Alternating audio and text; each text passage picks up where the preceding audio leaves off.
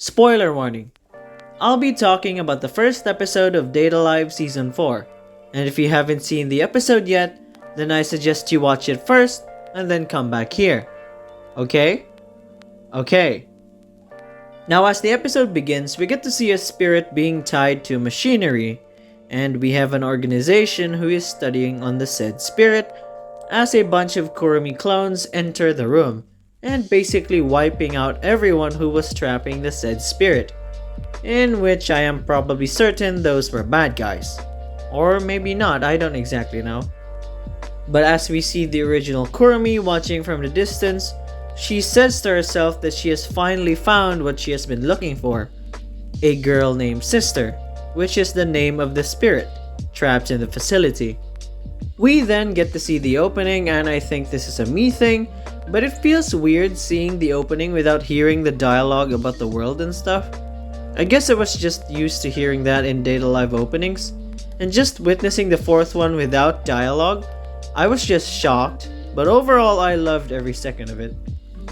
The music was so good, and as always, the opening shows us the characters new and old. And I also love seeing their new looks because of the new animation style. But other than that, I really love the opening, and maybe, who knows, maybe in the next episode, we finally get to hear the dialogue that every opening starts with. So I don't remember anything that happened during in Season 3 other than Origami losing her shit, because she was the spirit that killed her parents, in which caused her to hate spirits in general. And also stuff like Kurumi helping Shido go back in time. Shido gets to see whoever that mysterious spirit was for some reason. I don't know. I don't remember a lot from Season 3. But other than those things I just mentioned, that's all I could pretty much remember. And for some reason, Shido is being checked because of his rampage? I don't even remember anything about that. But anyways, we get to see the girls again with the new animation style. And what disappointed me is that other than Toka, Yoshino, and Natsumi, the other girls were silent. None of the others spoke, not even Origami. The same girl who is addicted to Shido. No words coming out from her whatsoever. But you know what? I'll let it pass for now. As Shido looks for Kotori, he then enters upon a hot, spicy moment between the two as Kotori tries to strip Mana of her clothes. For a checkup, of course. Classic Data Live, and you know, as always, weird sentences are always weird. But I like it. So after all that, Shido decides to go out for a walk and sees an unconscious girl laying on the ground, as she repeats the word starving as if she's dying.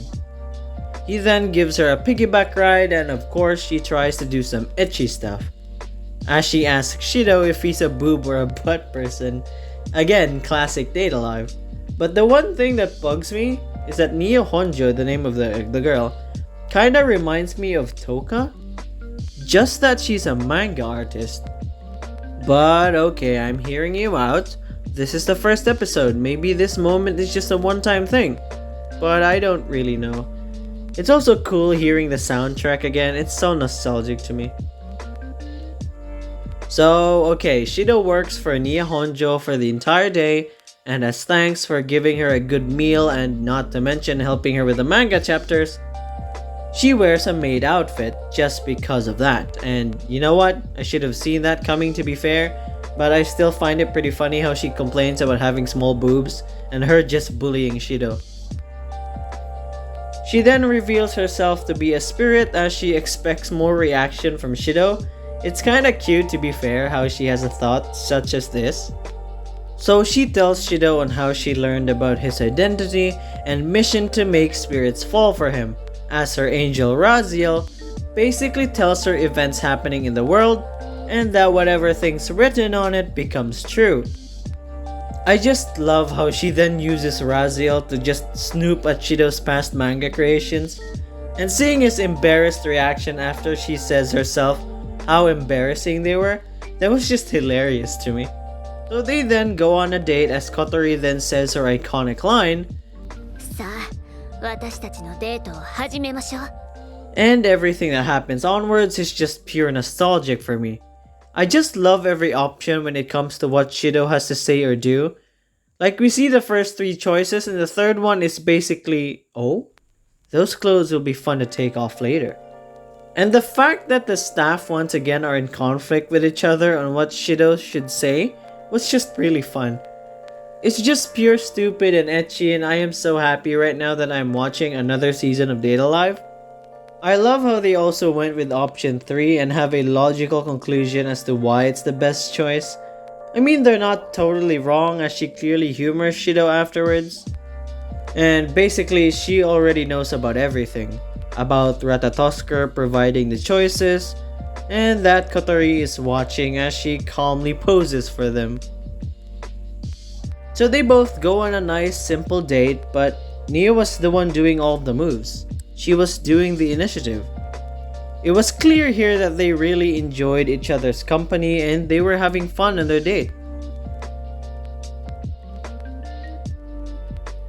But just as they were finished, Nia trips as Shido catches her.